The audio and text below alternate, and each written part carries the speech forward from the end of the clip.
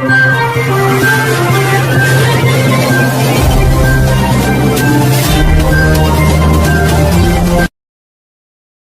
DPD RI, Dr. Fakhrul Razi, periode tahun 2014 sampai tahun 2024, membongkar penelitian terkait praktek oligarki tambang di Aceh dan adanya elit-elit negara pengusaha tambang yang hanya mengeruk kekayaan Aceh tanpa mempedulikan rakyat di sana. Siapa saja aktor-aktor elit-elit tersebut? Sementara kekhususan Aceh hanya menjadi janji kosong, izin hutan dan tambang ditarik ke pusat. Podcast Madilog Forum Keadilan ini mengupas pertanyaan-pertanyaan tersebut secara kritis dan mendalam, langsung dari Dr. Fakhrul Razi, Senator Aceh 2 periode, yang juga tokoh Aceh di nasional secara lantang dan berani berbicara terkait politik oligarki tambang dan kejahatan ekologi di Aceh. Selamat menyaksikan. Prabowo ditipu abis orang-orang Jokowi. Ada korporasi para pengurus negara, data saya menunjukkan bahwa mereka-mereka inilah yang menguasai tambang yang ada di Aceh. Surya Paloh, PT Mifa misalkan. Orang Aceh lah ya. Ya, itu orang Aceh. Pak Erlangga Hartanto. Nah, dia punya adik. Yang adiknya juga punya perusahaan di sana. Di mana? Di Aceh Barat. Siapa adiknya? Batu bara. Gautama Hartanto. Oh. Ada juga Pak Brijal, Bakri ya? Group. Ini temuan teman-teman juga nih. Iya. Bakri Group siapa yang punya? Pak Brijal Bakri kan. Iya. Untuk Bakri Group apa yang diberikan? Emas. Di mana? Aceh Tengah. Di mana? Bener Meriah. Kemudian Mukhtar Yadi. Lipo. Ada Musimas, punya Pak Bakhtiar Karim. 28 perusahaan yang dicabut. Ini kan sandiwara politik. Perusahaan yang sebenarnya tidak terlibat langsung. Ada perusahaan yang lebih besar yang dilindungi. Nanti saya akan bongkar perusahaan apa aja. Ada 59 perusahaan tambang di Aceh yang diberikan. 59 perusahaan tambang diberikan oleh pusat. Pemerintahan Aceh itu hanya pengawasan fungsinya melalui Undang-Undang Minerba. Jadi Undang Aceh ini sekarang menjadi pilot project-nya pemerintah pusat untuk mempraktekkan Undang-Undang Minerba dan Undang-Undang Cipta Kerja. Aceh berapa saham di sini? Tidak ada, cuman pajak. Pajak itu berapa sih? Nggak sampai 2,5%. Zakat itu. Pemberian izin-izin di zaman 10 tahun dipimpin oleh Pak Jokowi ya. Mereka secara barbar 10 tahun belakangan diberikan izin sangat luar biasa. Ini kan dolim sekali, ini kan biadab sekali. Pak Jokowi harus tanggung jawab dong terhadap kondisi saat ini gitu loh. Di masanya Pak Prabowo, nah saya ingin katakan, Pak Prabowo ini dikepung masih oleh orang-orang lama, orang-orangnya Pak Jokowi juga. Gitu loh. Mungkin Pak Prabowo nggak tahu apa yang terjadi. Ada oknum-oknum hari ini yang berada di lingkarannya, yang bermain. Pak Prabowo ini terlalu banyak ditipu oleh menteri-menterinya. Aceh itu hanya dibutuhkan tanahnya. Orangnya itu tidak dibutuhkan. Rakyatnya itu tidak dibutuhkan. Ini rakyat dalam keadaan lapar. Para kombatan dalam keadaan lapar. Ketika memenuhi syarat ada aktor politik yang akan muncul di masa depan, ada ideologi yang dibangun terhadap keacehan ke depan, konflik akan terjadi.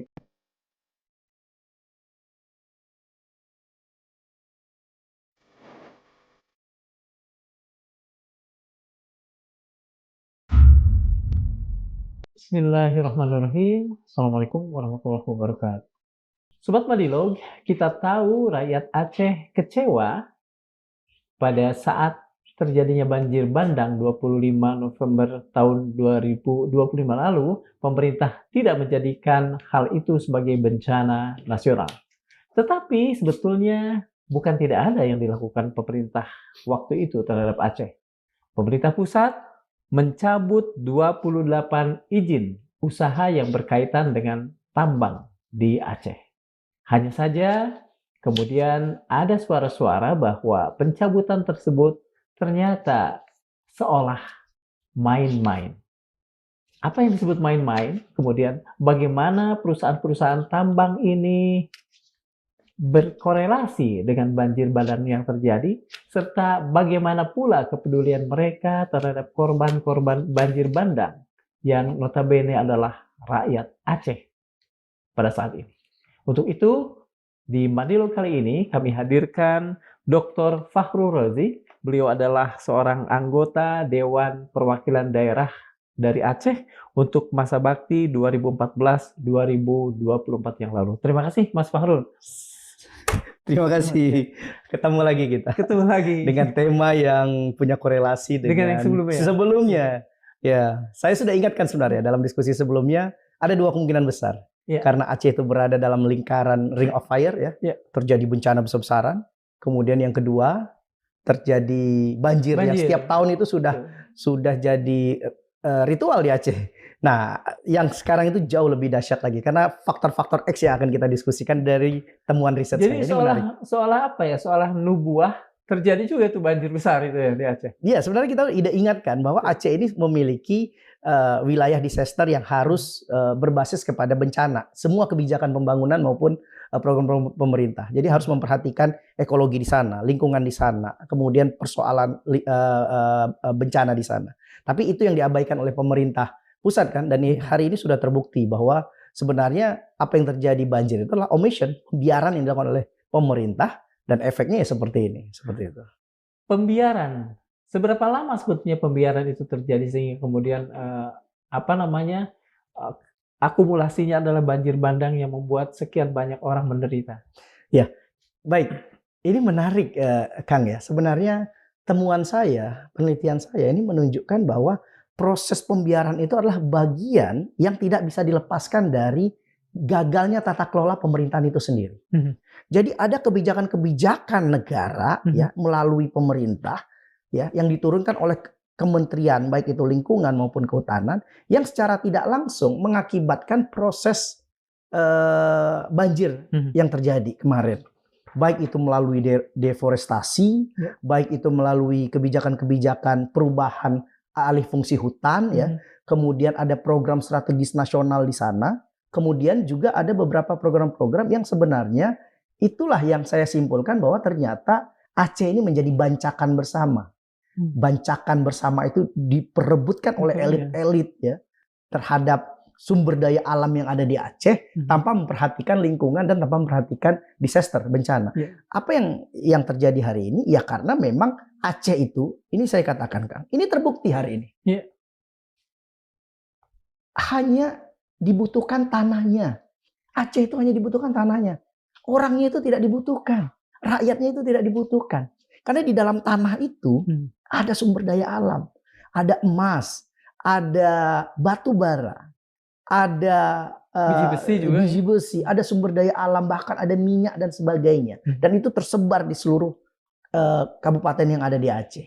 Jadi ini menunjukkan bahwa memang kepentingannya pusat itu hanya butuh tanah Aceh, tidak butuh rakyat Aceh. Terbukti kemiskinan masih terjadi di sana. Terbukti pendidikan di sana rendah. Tidak ada perhatian, tidak ada afirmasi terhadap Aceh. Tidak ada kebijakan yang benar-benar mengangkat Aceh ini menjadi provinsi yang memiliki kekhususan dengan pendidikan yang lebih layak. Kemudian kemiskinan yang begitu masif terjadi di Aceh. Jadi tidak ada perhatian untuk sumber daya manusia. Yang ada hari ini adalah mengeksplorasi, ya, mengeruk sebesar-besarnya sumber daya alam yang ada di Aceh hari ini. Itulah yang terjadi pasca damai ini. Jadi damai sekarang tidak dinikmati oleh rakyat Aceh. Damai hari ini tidak dinikmati oleh para kombatan, para korban konflik, pada masyarakat Aceh yang hari ini berada di daerah pegunungan, wilayah Tengah Gayo masih banyak kemiskinan di sana, wilayah Barat Selatan, bahkan wilayah Utara Timur yang berada di pesisir, semuanya berada dalam kemiskinan. Jadi perdamaian sekarang siapa yang menikmati? Oligarki. Oligarki tambang yang memiliki kepentingan di sana. Oligarki politik yang berada dalam lingkungan partai politik dan kekuasaan politik hari ini. Dan oligarki birokrasi yang menjadi kliennya. Untuk mendukung para oligarki patron tadi, mensuplai berbagai informasi dan izin-izin tadi. Nah inilah yang terjadi di Aceh, bahwa sebenarnya Aceh itu berpotensi konflik lagi di masa yang akan datang. Bukan karena orang Acehnya ingin berontak. Karena kebijakan pusat dan perlakuan pusat yang tidak adil. Ini kejam. Biadab menurut saya. Aceh ini diberikan damai, tapi damai yang semu. Damai yang pura-pura. Tapi dibalik itu semua, gitu loh, ada kepentingan yang ingin diambil sumber daya alam. Baik itu minyak, baik itu tambang. Kita bicara darat hari ini. Saya sudah ingatkan dalam dialog sebelumnya mengenai sumber daya alam yang ada di laut, baik itu minyak, kenapa terjadi konflik, kenapa terjadi perebutan 4 pulau, kenapa terjadi beberapa negara, 18 negara masuk ke Aceh. Nah hari ini kita bicara tentang sumber daya alam yang ada di darat. Apa potensinya? Emas saya katakan tadi, batu bara, kemudian sawit. Kan perjanjian antara Indonesia sama Amerika kemarin kan tidak lepas dari sawit. Dan Aceh hari ini dijadikan kelinci percobaan untuk melakukan sawitisasi. Dan itu sudah terjadi dari zaman 10 tahun yang lalu. Jadi banjir hari ini adalah bagian kebijakan yang dilakukan di 10 tahun yang lalu. Melalui Presiden Jokowi yang melakukan berbagai kebijakan-kebijakan yang merubah alih fungsi hutan. Kemudian berubah dari perkebunan, ya. Perkebunan itu berubah menjadi pertambangan. Yeah. Nah, potensi Aceh ini kan besar. Selama konflik, GAM itu kan di mana-mana. Yeah. 30 tahun konflik di Aceh. Itu adanya GAM mengakibatkan tidak adanya terjadi penambangan di mana-mana. Karena terjadi konflik, nggak berani. Tapi sekarang ketika damai, kenapa pemerintah pusat dengan beraninya mengambil batu bara? Setiap hari kita lihat di wilayah Aceh Barat, Nagan Raya itu kapal batu bara melintang. Setiap hari kita hanya menyaksikan. Kemudian juga ada truk-truk yang mengambil tanah yang isinya emas dan sebagainya. Ini kan saya lihat satu hal yang menurut saya ini adalah bibit-bibit konflik akan terjadi di masa yang akan datang. Oke, sejak terjadinya perdamaian, dan itu pasti kan 2004 ke sini ya? Ya. Artinya sejak 2004 pun sebetulnya sudah mulai ada eksploitasi yang katakan saja besar-besaran. Apakah itu mulai dari Pak SBY atau misalnya ada sesuatu yang tiba-tiba jadi booming setelah beliau tidak lagi menjabat? Baik, ini data saya menunjukkan. Yeah. Kebijakan pemerintah, kekuasaan dan kebijakan politik yang dilakukan oleh pemerintah dari zaman Pak SBY 2014 ya, kemudian berlanjut zamannya Pak Jokowi 2014 sampai 2024 dan Pak Prabowo 2024 sampai sekarang. Kita lihat di masanya Pak SBY. Pak SBY pada saat itu ya, fokus kebijakannya itu adalah pelepasan kawasan hutan. Artinya apa? Itu lebih kepada perkebunan. Perkebunan. HTI pada saat itu. Itu pada saat itu karena Aceh baru konflik, masih dijaga. Tujuannya adalah pada saat itu agar bisa dinikmati oleh orang Aceh. Karena kebijakan kebijakan pada saat itu adalah Aceh boleh mengelola hutan. Aceh boleh mengelola sumber daya alam yang ada di Aceh. Salah satu kebijakannya Pak SBY pada saat itu melalui Impres ya, itu diberikan beberapa turunan-turunan undang pemerintah Aceh untuk Aceh itu bisa mengelola. Walaupun tidak maksimal karena memang birokrasi pada saat itu, menteri-menteri yang ada di bawahnya dan orang-orang anak buahnya Pak SBY pada saat itu tidak bekerja sepenuh hati gitu. Dilanjutkan oleh zamannya Pak Jokowi. Apa yang dilakukan? Pak Jokowi sudah mengeluarkan proyek strategis nasional pada saat itu. PSN. Iya, kemudian ada terjadi tambang batu bara dan berbagai kebijakan lainnya. Tidak sekedar perkebunan berarti ya? Tidak sekedar berubah deforestasi. Dari perkebunan ya. Jadi deforestasi yang awalnya perkebunan berubah menjadi izin tambang di zamannya Pak Jokowi gitu. Nah, kemudian terjadi fragmentasi yang sangat tinggi itu di tingkat hulu sampai hilir. Jadi pemberian izin-izin di zaman 10 tahun dipimpin oleh Pak Jokowi ya, itu izin-izinnya itu berada di daerah-daerah yang sangat sensitif dan strategis karena itu berpengaruh kepada curah hujan dan aliran sungai das. Kalau itu diberikan izin otomatis terjadi pengerukan kan. Nah, banjir itu terjadi karena memang curah hujan tinggi, kemudian izin-izin diberikan memang di daerah-daerah das, daerah aliran sungai. Inilah yang mengakibatkan banjir dan sebagainya. Nah, kemudian di masanya Pak Prabowo, nah saya ingin katakan Pak Prabowo ini dikepung masih oleh orang-orang lama, orang-orangnya Pak Jokowi juga, gitu loh. Mungkin Pak Prabowo nggak tahu apa yang terjadi, tapi dia juga harus paham bahwa ada oknum-oknum hari ini yang berada di lingkarannya, yang bermain, termasuk apa yang saya katakan oligarki. Jadi semua ini adalah kepentingan oligarki. Oligarki lah yang menikmati damai dan sumber daya alam yang ada di Aceh. Karena dia tidak bisa mengambil sumber daya alam di Aceh ketika terjadi konflik. Iya kan? Nah, kemudian yang menariknya, ini saya ingin katakan, saya ingatkan kepada Presiden Prabowo. Bapak ini dihadang di Aceh, dikalahkan di Aceh oleh kandidat yang sebenarnya didukung oleh partai maupun kelompok-kelompok yang pada saat itu mendukung orang lain. Nah, sekarang yang menikmati mereka. Kalau Bapak sebagai calon presiden dan hari ini terpilih sebagai presiden walaupun tidak maksimal menang di Aceh, tapi ini harus diselamatkan. Ini semua perusahaan-perusahaan ini harus dicabut semua, harus dikeluarkan. Berikan izin ini secara nasionalisasi kepada pemerintahan Aceh, kepada Mu'alim Muzakir Manaf sebagai gubernur yang dia akan melakukan evaluasi dan meluruskan kembali. Nah, ini menarik ketika misalkan ada izin yang dikeluarkan oleh pemerintah pusat di masa Pak Jokowi. Kemudian dicabut kan tanggal 20 Januari kemarin. 28. Setelah banjir bandang itu. Setelah banjir bandang 28. Tapi dikeluarkan lagi kan izinnya. Artinya kan praktek oligarki pertambangan masih berputar di sekitar itu. Boleh saya sela? Siapa yang kemudian mencabut dan siapa pula yang kemudian memberikan kembali izin itu? Nah, artinya gini, saya ingin katakan bahwa saya ingin meluruskan bahwa terjadi konflik di masyarakat bahwa pemerintah Aceh mengeluarkan izin.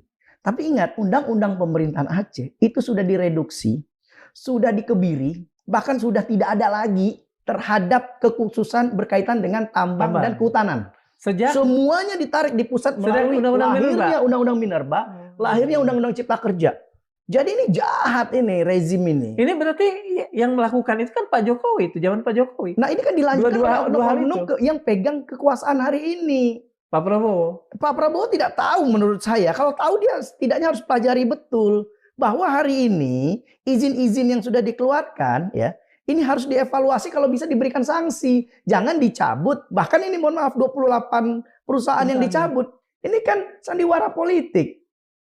Perusahaan yang sebenarnya tidak terlibat langsung. Ada perusahaan yang lebih besar yang dilindungi. Nanti saya akan bongkar perusahaan apa aja. Jadi ada perusahaan besar ya yang ini dilindungi. Kemudian tidak ada sanksi yang tegas. Harusnya kan ada sanksi yang tegas. Perusahaan besar ini sangat terkait dengan banjir bandang 25 November kemarin. Gini, temuan saya mengatakan bahwa pertama, banjir itu terjadi karena ada pengalihan alih hutan yang akhirnya menjadi tambang kan. Ya, izinnya diberikan di masa Jokowi. Di masa Pak Jokowi. Iya, betul. Kemudian ada zaman Pak Prabowo 1 kemarin setelah izin, setelah dicabut 28 dikasih lagi izin 1 gitu loh. Iya kan? Nah, ini menariknya bahwa izin yang diberikan itu di bibir sungai yang tempatnya strategis, memang sumber daya alamnya banyak di situ. Emasnya ada di situ. Batu baranya ada di situ. Sehingga ketika Aceh ini memang berada di daerah curah hujan yang tinggi, itu kan menggelontorkan semua kayu-kayu, semua yang ada di hutan itu turun semua kan. Nah, ini yang terjadi kenapa menyebar ke 23 kabupaten kota, 18 kabupaten kota kan kemarin yang terimbas banjir kan. Itu kan karena ada beberapa izin, baik itu yang ada di Aceh Tengah Bener Meriah, itu imbasnya ke Aceh Timur, Aceh Utara, Biren, ya. Kuala Simpang, Tamiang. Nah, kemudian ada yang di Aceh Barat, Nagan Raya. Ini Nagan Raya 97.000. Bayangkan, Aceh mohon maaf ya, kombatan kan 3.000 orang. Janjinya pemerintah pusat 2 hektar per orang. Sampai sekarang masih banyak kendala dan belum terrealisasi. Janji di 2004 itu ya? Janjinya 2004 waktu MOU Helsinki itu kan cuma 6.000 hektar atau 3.000 kombatan kan kali 2 hektar. Tidak ada tanahnya sampai sekarang. Tapi 79.000 itu di Nagan Raya, ini data saya nih. Diberikan kepada oligarki. Diberikan kepada oligarki dan kelompok-kelompok yang hari ini memanfaatkan kondisi Aceh yang saya katakan inilah sumber konflik di masa akan datang. Bayangkan Aceh berada dalam kemiskinan, tapi sumber daya alam buminya dikeruk dan rakyatnya masih tetap miskin dari tahun ke tahun. Nah, ini menarik. Coba data ini menunjukkan. Ada 9 penyumbang deforestasi tertinggi di Aceh. Nagan Raya 97.000 hektar. Aceh Timur ada 93.000 hektar. Aceh Singkil ada 73.000 hektar. Aceh Barat ada 70.000 hektar. Yang dikuasai oligarki. Yang dikuasai, yang diizinkan. Kemudian Aceh Utara ada 59.000 hektar. Pertanyaannya, mana 6.000 hektar punya kombatan? Ini kenapa katanya tidak ada tanah, sementara mereka secara barbar 10 tahun belakangan diberikan izin sangat luar biasa. Ini kan dolim sekali, ini kan biadab sekali. Gitu kan. Nah ini saya katakan 13 izin itu berhubungan dengan mineral logam. Emas di situ. Kemudian ada non logam. Kemudian ada juga batu bara. Ya. Kemudian ada juga mineral non logam lainnya. Jadi ini data yang kami temukan. Ini data dari mana? Saya dapatkan dari teman-teman aktivis lingkungan. Ada dari Jatam, ada dari Wali Aceh. Ada dari Aceh Wetland Forum, ya, yang saya juga jadi pembina di situ. Ini menunjukkan Aceh Wetland Forum itu juga melakukan banyak kajian sampai mereka diteror. Nah ini kan saya ingin katakan bahwa Aceh ini sedang tidak baik-baik saja.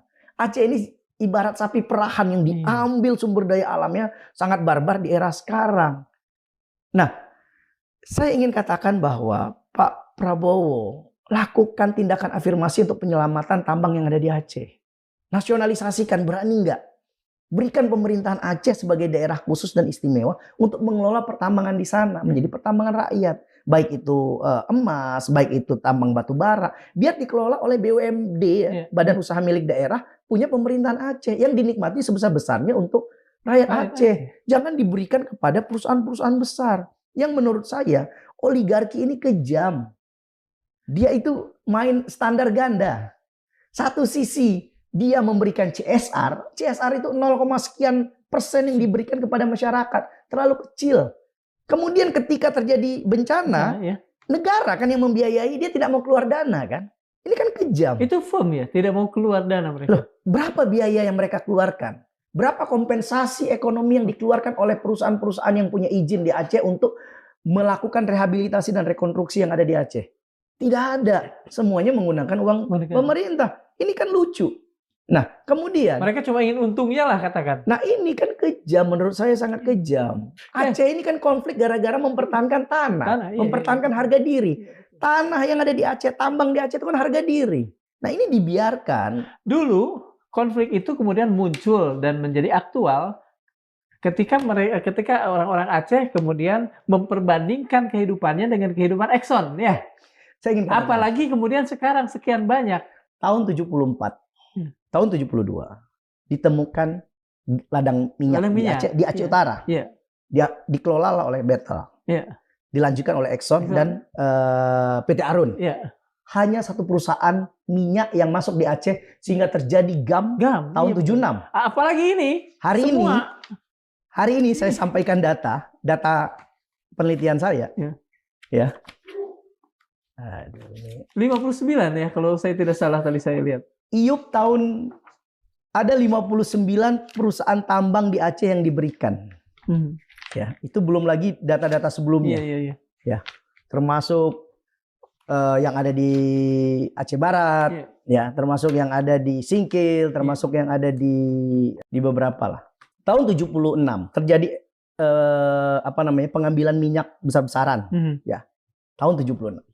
Tahun 76 itu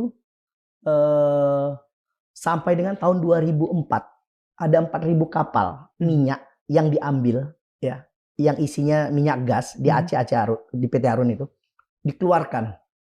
Itu estimasi dolar pada saat itu. Kalau dirupiahkan itu 1 triliun. 1 triliun dolar. Kalau kita flat ya. Artinya ada 4.000 kapal kan? Ada 4.000 triliun. Itu data kami. Yang dikembalikan buat Aceh melalui otsus berapa? Tidak lebih dari 100 triliun. Selama 20 tahun. Cicil lagi. Setiap tahun 6 triliun, 4 triliun. Ini adil atau enggak sih? Ini rakyat Aceh jangan ditipu. Lihat. Temuan hari ini pasca damai.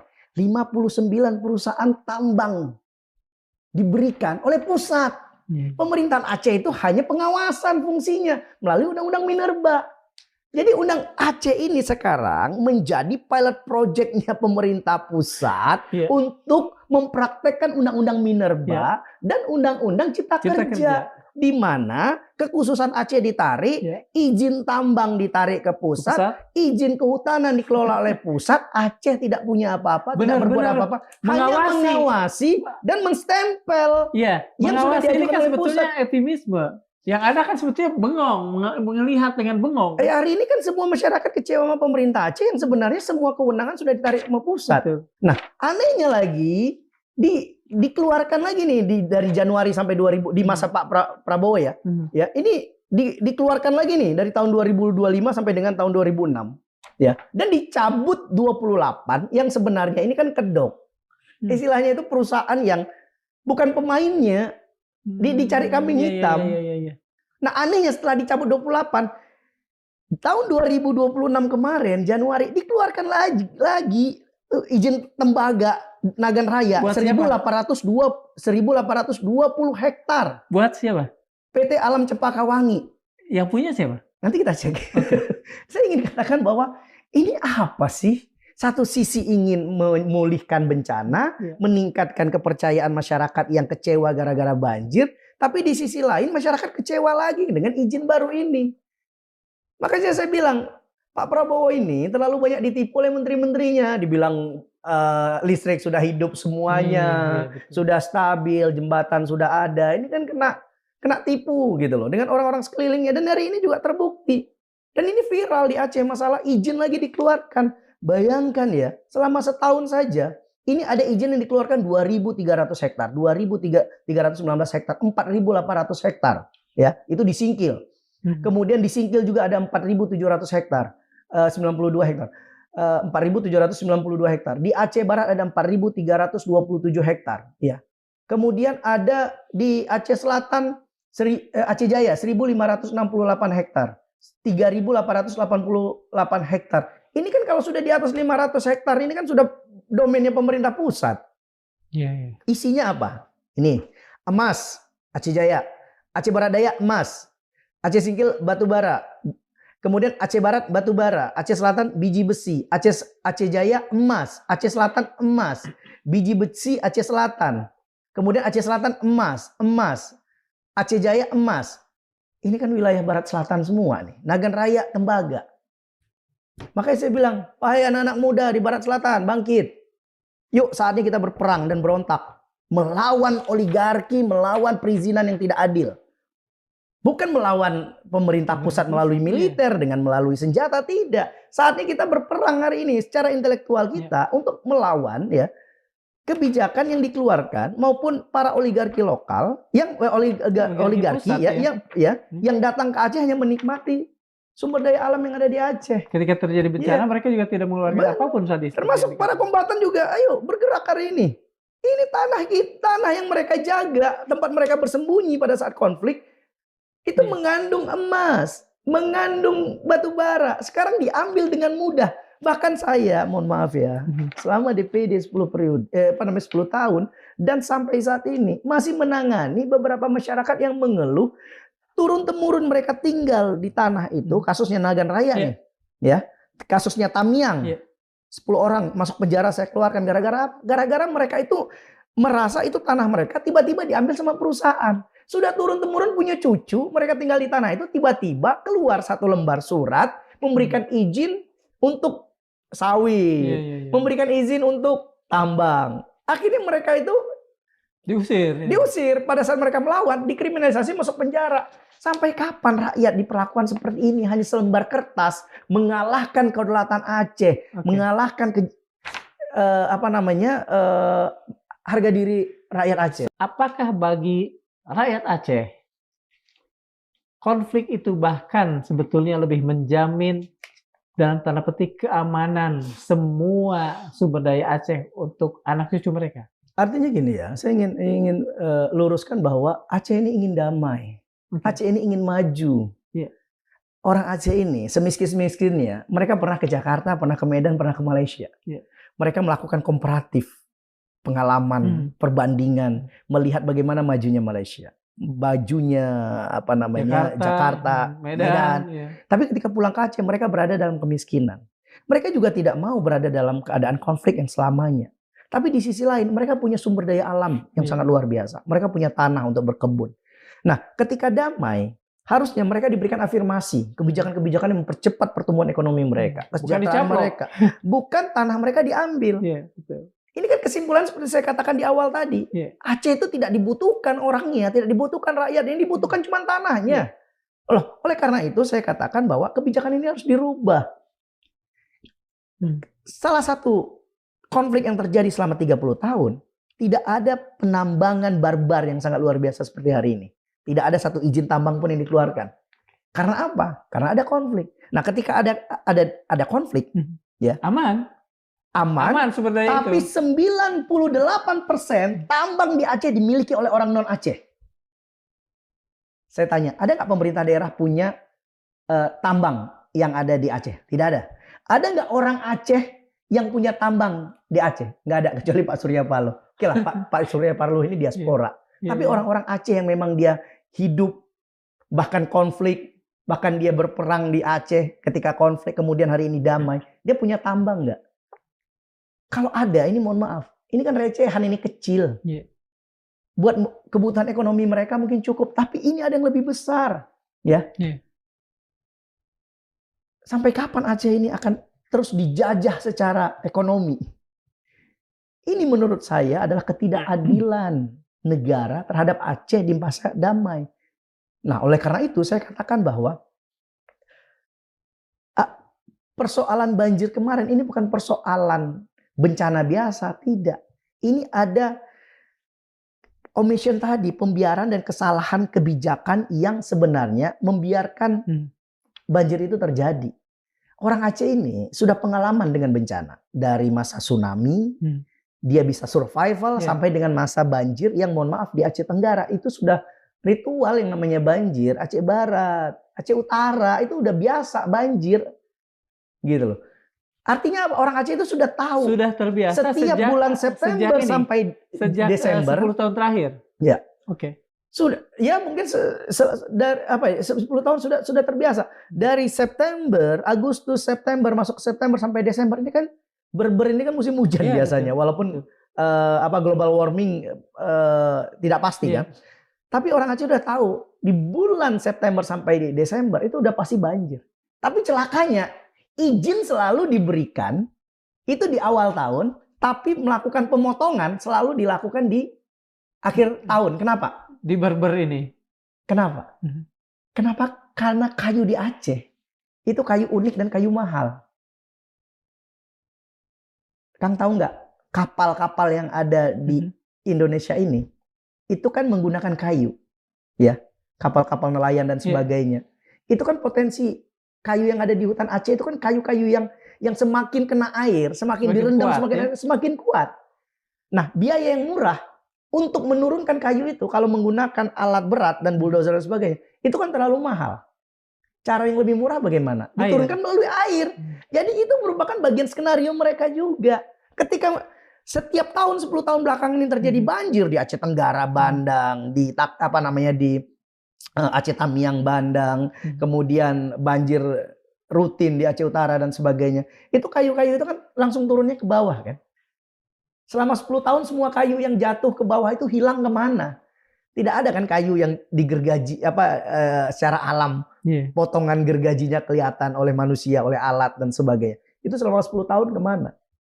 Nah, ini yang menjadi sebuah persoalan bahwa oligarki, indikasi oligarki sangat kuat menguasai Aceh. Oligarki ini, Kak, ada oligarki ekonomi. Dia memiliki uang modal yang begitu besar, dia memiliki perusahaan tambang, tapi tidak perusahaan langsung yang turun ke bawah. Dia punya anak perusahaan dan cucu perusahaan yang saham dan komisarisnya mereka yang kuasai. Mayoritas saham mereka yang kuasai. Nah, kemudian yang kedua ada oligarki politik. Oligarki politik ini berselingkuh nih sama oligarki ekonomi. Karena apa? Kos politik terlalu mahal untuk menghidupkan sebuah partai. Ya kan? Mereka yang ngurus izinnya ya. Butuh tambang. Sekarang saya tanya, partai-partai besar mana yang tidak punya tambang? Semuanya punya tambang. Orang-orang kaya di Indonesia yang terkaya di Indonesia siapa yang tidak punya tambang? Semuanya main tambang. Nah, Aceh ini dijadikan kelinci percobaan, dirampok tanahnya dengan dalil kebijakan tadi, adanya program strategis nasional, ada program sawitisasi gitu kan, ada program-program lainnya, alih hutan. Tapi di balik itu semua apa? Ini kan perampasan, penjajahan, ya kan? Ekonomi yang dilakukan. Nah, saya ingin katakan, Kang, sebenarnya oligarki politik ini juga terlibat, temuan kami, pada pemilu 2024 kemarin. Dia membiayai kampanye, dia membiayai partai-partai politik. Bahkan yang pemilik-pemilik tambang juga, ya dia juga sebagai orang-orang pemilik partai. Jadi terlalu kecil, ini mohon maaf ya. DPR RI kemarin di Aceh, seorang Muslim Ayub mengatakan di media secara besar-besaran bahwa dia kehabisan uang 20 miliar. Artinya apa? Untuk bisa duduk di parlemen RI hari ini, itu butuh uang 20 miliar, paling kecil. Saya nggak punya uang sebesar itu. Kalau punya 20 miliar, dia pasti menang. Kenapa? Dia melakukan money politik lah dan lain sebagainya. Itu terjadi fakta kemarin. Mana sih Anggota DPR yang terlibat tidak keluar duit, semuanya mengeluarkan duit. Hampir 20 miliar, paling kecil 20 miliar. 20 miliar itu Kang, mohon maaf, itu kan satu lembar izin saja. Anda mau keluar nih izin. 20 miliar itu kan cuman sarapan atau congkel giginya lah bagi oligarki. Kecil, Kang. Nah, sekarang coba bayangkan ya. Bagaimana iklim demokrasi kita bisa hidup? Bagaimana kelompok milenial, kelompok cerdas intelektual, para profesor bisa memenangkan pemilihan karena mereka nggak punya uang. Tapi kalah dengan para politisi-politisi yang memiliki kedekatan dengan oligarki. Kemudian yang kedua, dia membiayai pilkada. Jadi kalau misalkan Kang sebagai bupati ya atau gubernur tidak memberikan izin, ya saya kalahkan dalam pemilu selanjutnya. Saya biayai rival politiknya. Nah, ketika dia sudah duduk, yang pertama dia lakukan adalah perpanjang izin kami dan berikan kami lahan baru.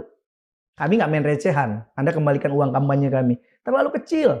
Tapi yang dilakukan adalah Anda berikan izin kepada kami ya sampai 97.000 hektar yang ada di Nagan Raya, di Aceh Barat, di dan sebagainya. Ini kan harus dikembalikan kepada rakyat Aceh ini semua tanah-tanah ini. Aceh Timur 93.000, Aceh Singkil 73.000 hektar, Aceh Barat 70.000 hektar. Sementara yang sudah Aceh dijanjikan Utara cuma 6.000 hektar. yang dijanjikan di MOU 6.000 hektar hanya untuk 3.000 kombatan. Itu palsu, tidak ada. Sampai sekarang itu belum terrealisasi. Kalau ada pun ditaruh di tengah hutan yang, mohon maaf ya, untuk menjangkau ke sana lah jalannya nggak ada. Bahkan mohon maaf, monyet saja tidak berani di sana karena itu terlalu gersang, terlalu tanahnya tidak bisa produktif.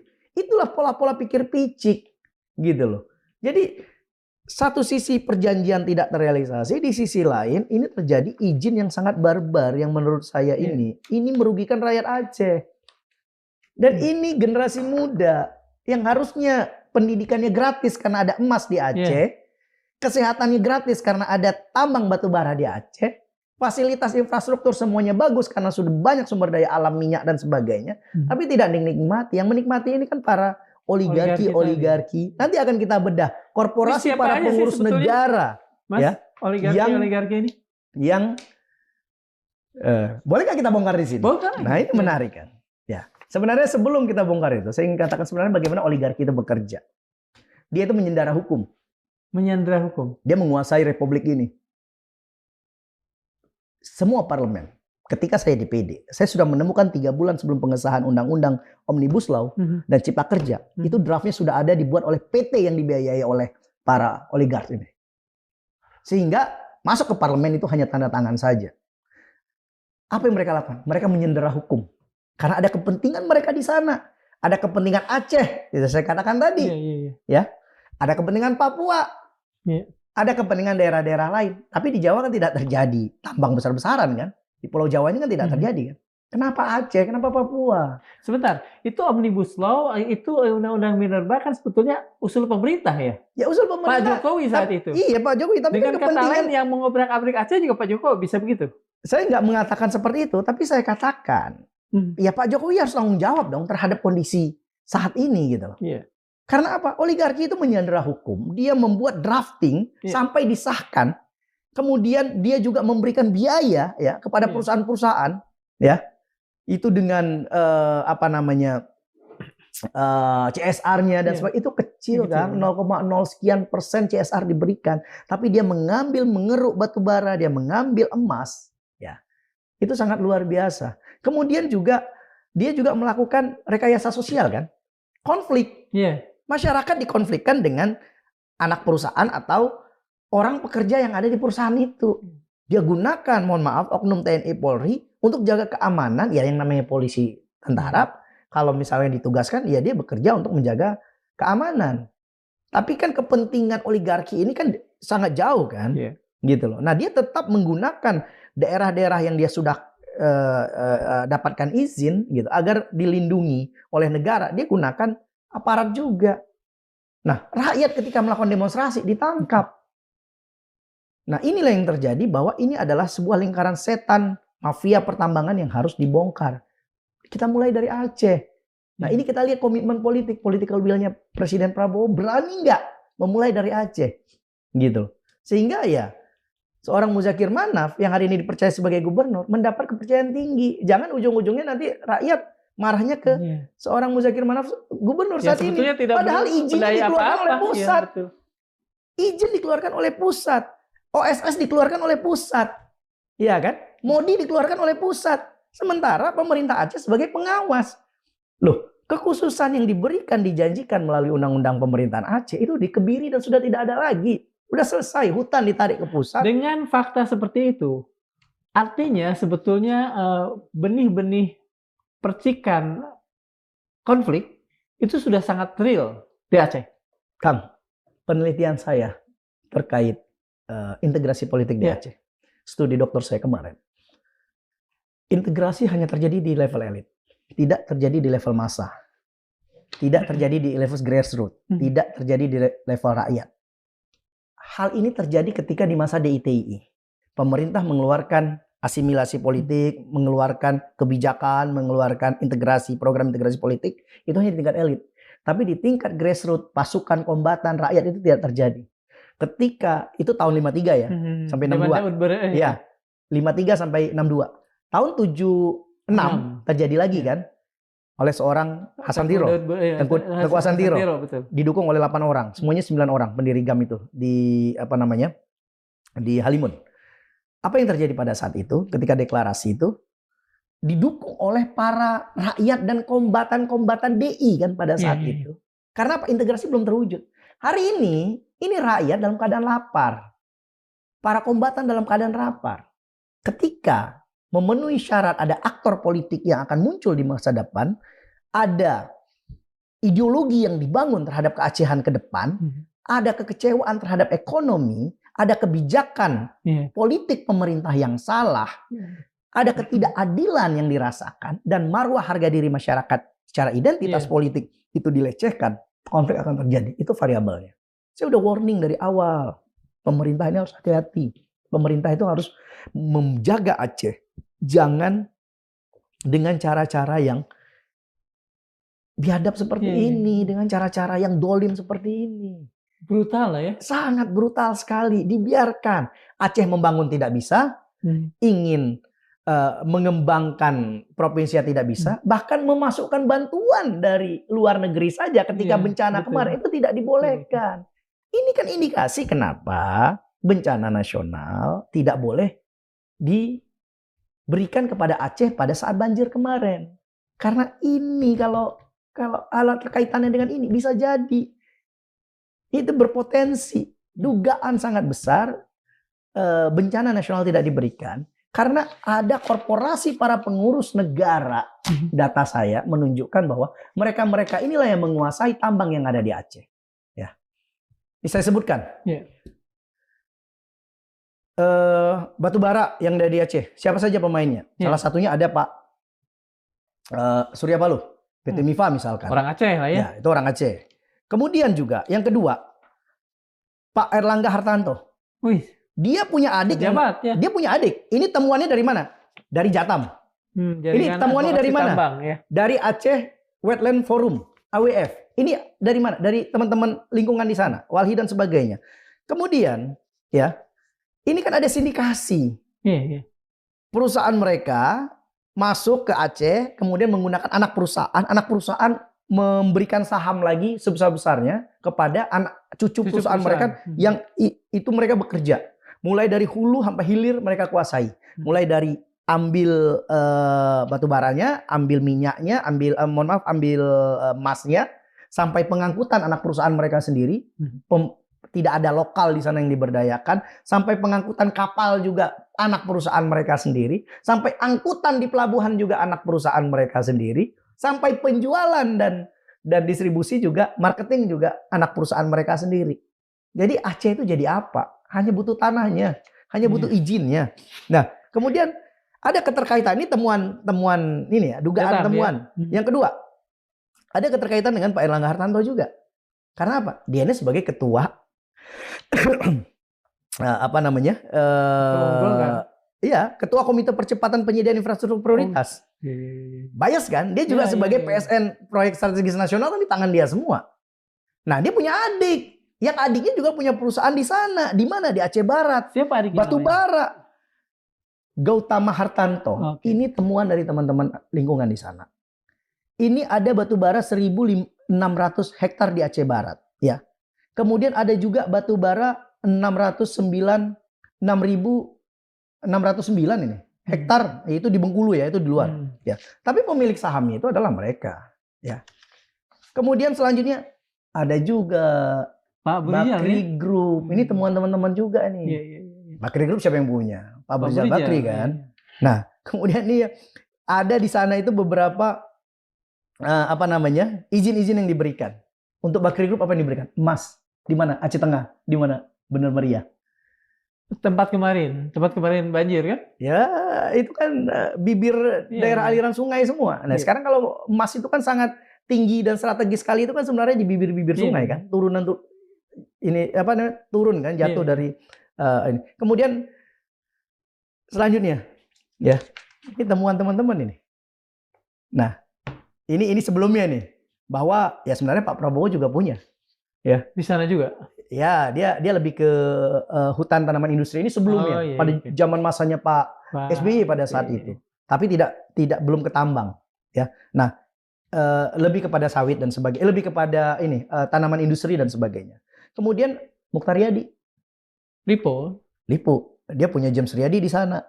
Ada beberapa perusahaan batu bara Nagan Raya itu 7.963 hektar. Bayangkan satu perusahaan izin dimiliki oleh satu perusahaan yang sebenarnya totalnya 3.000 kombatan yang harus dapat itu. 6.000 ini 7.000. Sementara satu lagi di Aceh Barat ya, itu ada batu bara luasnya 2.263. Nah, ini ada juga Sinarmas Group. Anak perusahaannya di sana. Ya kan? Kemudian ini temuan teman-teman lingkungan.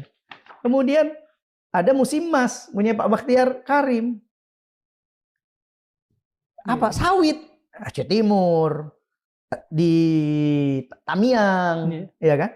Kemudian di Aceh Timur dia juga punya ya sawit ya lebih. Ya. Termasuk izin diberikan kepada PT Semen Indonesia juga. Ya. Itu untuk mungkin pasir, silikat apa kali ya? Izin ya kan di sana dia punya anak perusahaan juga kan. Solusi Bangun Andalas itu kan anak perusahaannya Semen Indonesia. Izinnya juga diberikan. Terus Aceh berapa saham di sini? Tidak ada, cuman pajak. Pajak itu berapa sih? Nggak sampai 2,5%. Zakat itu. Jadi betul-betul bahkan pemerintah Provinsi Aceh sendiri tidak dilirik di Aceh Barat ada juga nih. PT Woyla Aceh Mineral. Ya, ini temuan dari teman-teman lingkungan. Ini izinnya diberikan bukan hanya satu perusahaan tapi terpecah menjadi beberapa anak perusahaan.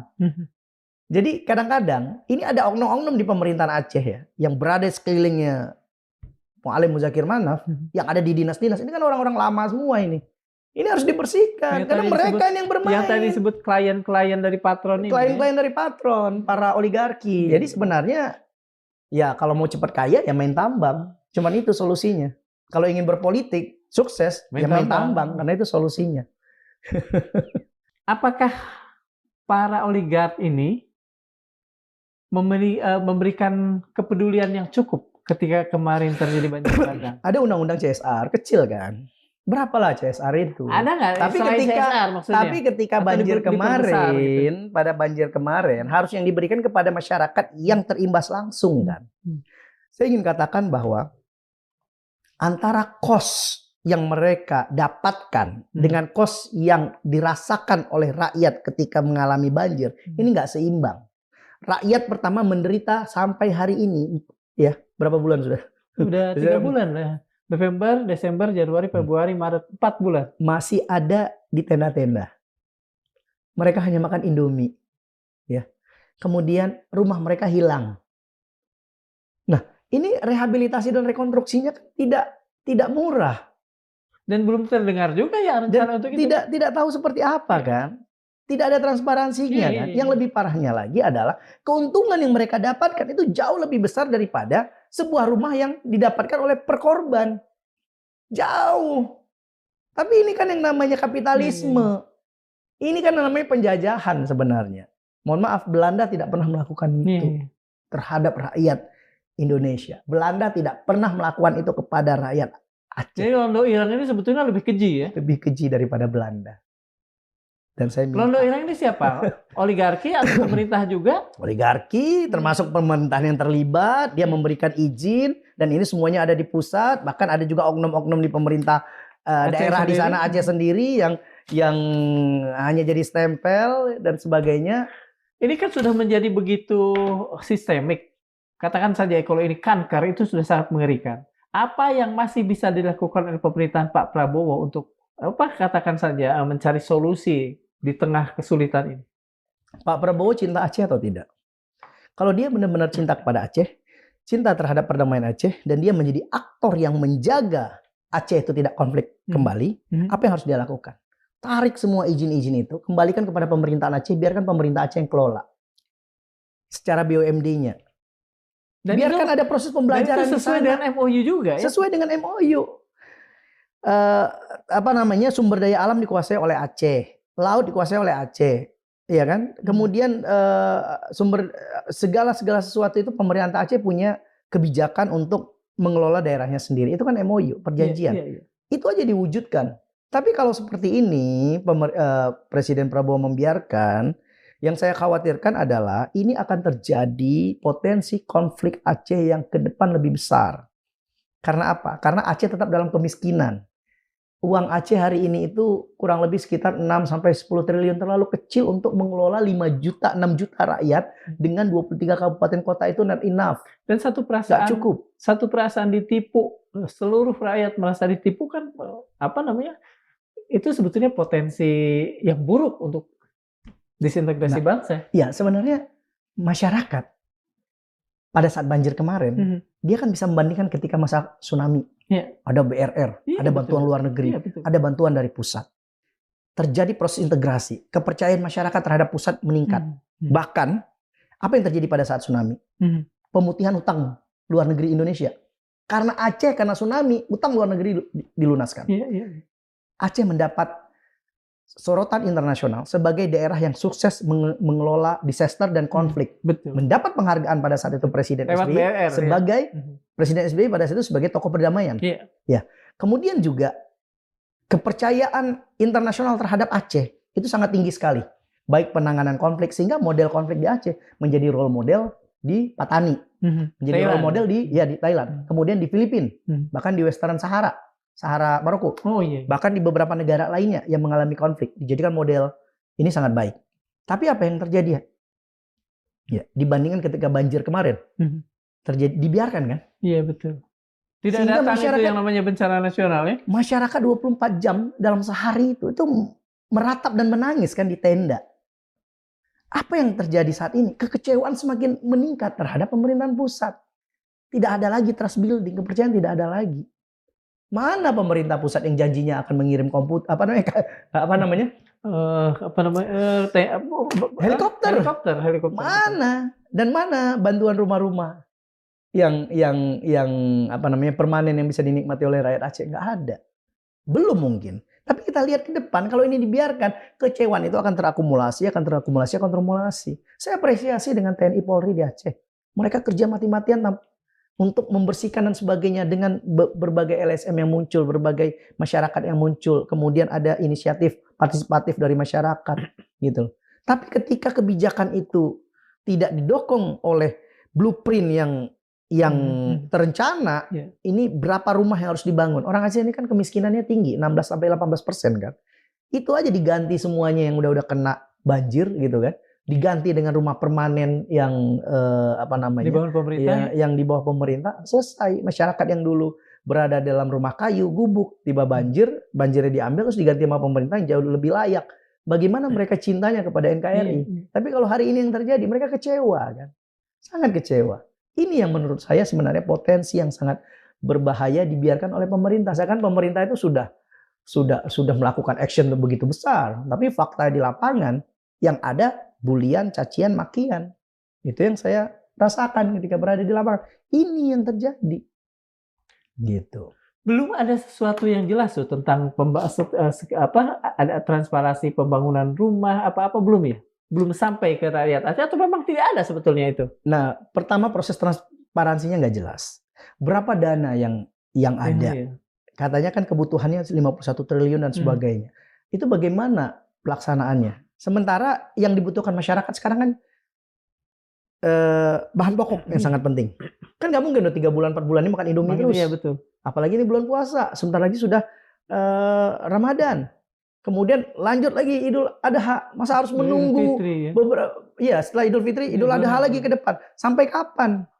Berlanjut terus. Ya kan? Sementara itu hari-hari sakral Aceh yang harus berada di rumah, tidak bisa berada di dalam pengungsian dan sebagainya. Nah, yang harus dilakukan oleh pemerintah adalah mempercepat itu.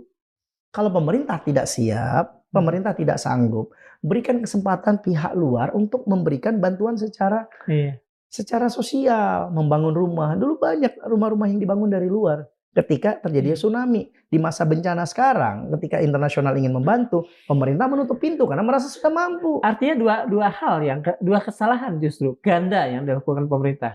Pertama dia tidak memberikan, pertama dia tidak segera membangun rumah. Kedua, dengan tidak adanya status bencana nasional, dia juga menutup rapat-rapat pintu bantuan dari luar, begitu.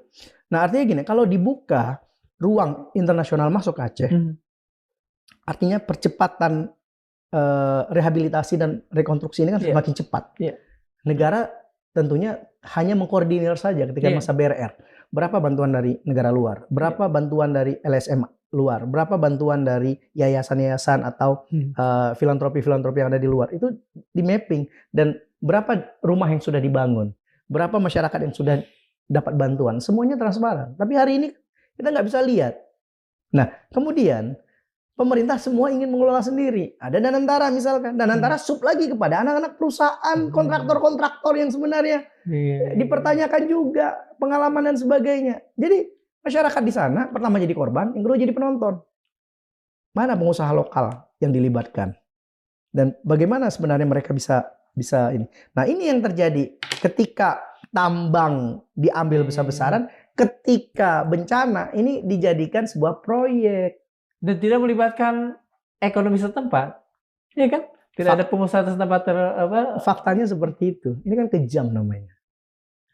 Dan ini ingatlah, mengapa tidak ada pikiran budaya orang Aceh pendendam. Ini akan teringat terus, tercatat gitu. Salah satu terpahat dalam hati yang tertanam dari orang Aceh itu, dia ingat terus. Dendam positif ya. Iya, betul. Dia pendendam tapi positif. Dia ingat terus. Ini ya, pemerintah pusat lakukan kami seperti ini ya. Oke, gitu. Kami hadapi. Kami terima. Tapi ingat suatu hari nanti. Makanya saya katakan bahwa ini manusia yang ada di tenda-tenda. Jangan dibiarkan. Kemudian masyarakat yang hari ini terpinggirkan gara-gara izin tambang. Berapa banyak kakak, berapa banyak bahkan desa yang harus tersingkirkan karena izin tambangnya masuk. Dan ini berada di dalam hutan. Ini berada di dalam hutan. Yang sebenarnya tidak boleh dilakukan tambang kan. Tapi kenapa itu bisa dilakukan? Negara apa sih yang nggak bisa dilakukan? Konstitusi aja bisa dirubah. Apalagi izin tambang yang berada di daerah hutan. Jadi menurut saya ini harus dijadikan sebuah fokus yang sangat serius oleh pemerintah Prabowo. Ya. Pertama, dia harus memperbaiki orang-orang sekitarnya, jangan menyapu dengan sapu yang kotor. Dia membersihkan ruangan yang kotor menggunakan sapu. Yang sapu itu terlibat untuk mengotorkan ruangan itu. Dan sapu itu berada dalam keadaan kotor. Sampai kapan bisa bersih? Yang kedua, libatkan pemerintahan Aceh di sana untuk benar-benar bekerja. Percayakan masyarakat Aceh di sana, rakyat Aceh maupun pemerintahan Aceh dengan anggaran yang ada untuk mereka swadaya dan mereka rehabilitasi dan rekonstruksi sendiri. Kita ini bukan anak kecil yang dipakaikan celana, dimandikan, tidak lagi. Kita sudah punya pengalaman dahsyat di tahun 2004 melalui tsunami. Kita punya disaster culture, budaya bencana yang hari ini ketika ada gempa, ada banjir, kita lari kemana kita sudah tahu. Kenapa jumlah di Aceh tidak begitu signifikan jumlah korban? Karena mereka sudah punya pendidikan bencana. Mereka tahu lari kemana dan mereka harus menyelamatkan di mana. Itu yang sebenarnya local wisdom yang dimiliki oleh Aceh secara social capital. Seperti itu. Bukankah kita tahu bahwa hubungan antara Gubernur Aceh dengan Pak Prabowo kabarnya begitu dekat? Mengapa misalnya tidak ada obrolan dari gubernur ke Pak Prabowo dan membuka persoalan di sana, membuka derita masyarakat di sana secara Pak Prabowo ini kan sekarang jadi presiden. Pendekatannya kan sangat formalistik kan, sangat prosedural. Iya, iya, Datang ke iya. sana aja dikawal.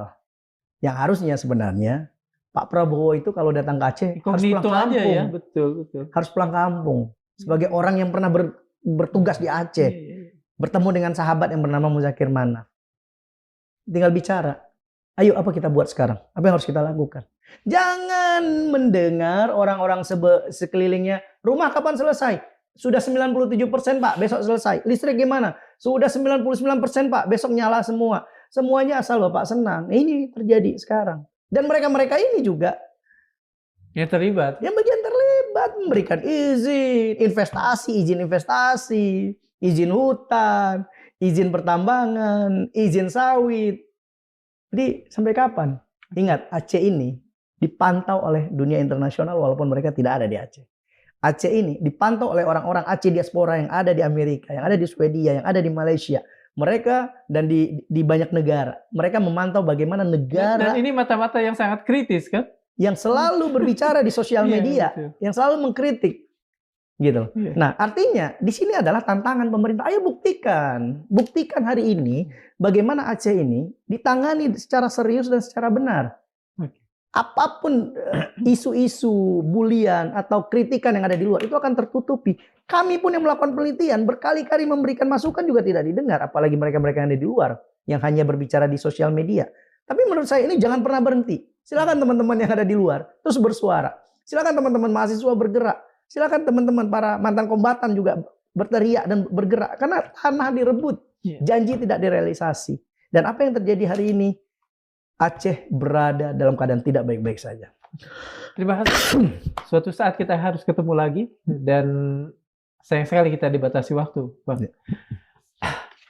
Sobat Malilog, pada akhirnya sejarah selalu mencatat dengan caranya sendiri. Sunyi tapi teliti. Tanah Aceh telah memberi segalanya. Tetapi ketika banjir datang, ketika rumah hanyut, ketika kehidupan runtuh, tanah yang sama seperti sedang mengadili manusia yang selama ini mengeruknya. Karl Marx pernah menulis dengan kalimat yang dingin tapi jujur. Modal datang menetes dari kepala sampai kaki, dari setiap porinya dengan darah dan kotoran. Tetapi jauh sebelum Marx, Nabi Muhammad SAW telah menetapkan ukuran yang lebih keras, lebih tinggi, dan lebih tak terbantahkan. Tidaklah beriman kepadaku orang yang tidur dalam keadaan kenyang sementara tetangganya kelaparan di sampingnya. Nabi telah menoreh dengan tegas garis batas peradaban. Dan Imam Ali bin Abi Thalib dengan keberanian seorang pemimpin yang hidup di tengah rakyatnya berkata, tidak akan ada seorang kaya yang hidup berlebihan kecuali karena ada hak orang miskin yang ia rampas. Kalimat itu bukan sekadar kebijaksanaan. Itu adalah sebuah dakwaan. Terima kasih. Assalamualaikum warahmatullahi wabarakatuh. Makasih, Mas.